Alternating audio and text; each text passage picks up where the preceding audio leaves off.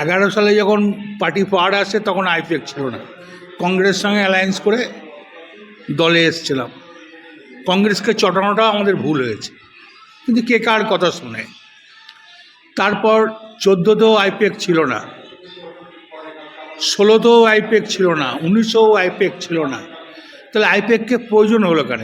আজ ভরা ডুবি হলো আইপিএফ, মিসগাইড করলো আইপিএফ, দুনিয়ার লোকের কাছ থেকে টাকা তুললো আইপিএফ। এমন কোনো লোকের কাছে নাই যে টাকা তুলে নেয়। পঞ্চায়েত ইলেকশনের টাকা তুলেছে, মিউনিসিপ্যালিটি ইলেকশনের টাকা তুলেছে, তোমার আমাদের কি বলবো, এই তোকে জেলা প্রেসিডেন্ট রেখে, তোকে বুথ প্রেসিডেন্ট রেখে দেবো, তোকে অঞ্চল প্রেসিডেন্ট রেখে দেবো, তোকে কমিটিতে রেখে দেবো, টাকা দে, এইভাবে টাকা তুলেছে। একটু জেগে ঘুমায়, জেগে ঘুমালে দলের তো এই অবস্থায় হবে। দল সংগঠনের দল চলে, আইপিএফ নিয়ে। একটা ইউপির লোক সে কি মোড়ারে বুঝবে, একটা বিহারের লোক এখানে কি বুঝবে তোমার লাভপুরের ঘটনা?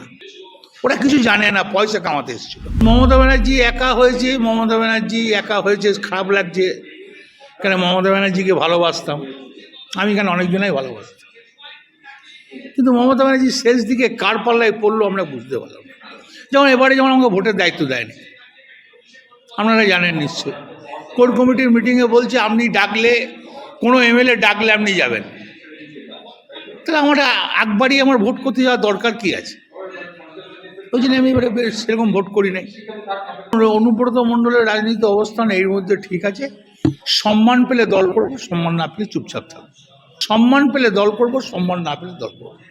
কংগ্রেস বা বিজেপিতে না, আমি ওরকম কোনো চিন্তা ভাবনা করিনি। রাজনীতি তো জেল থেকে আসার পর তো রাজনীতি করা বন্ধ করে দিয়েছিল। এ তো আমি দিদিকেও জানে, সবাই জানে রাজনীতি করা বন্ধ করে দিয়েছিল। তখন তো অন্যজনের হাতে ঘি খেয়েছে, আমার হাতে ঘি খায় নাই।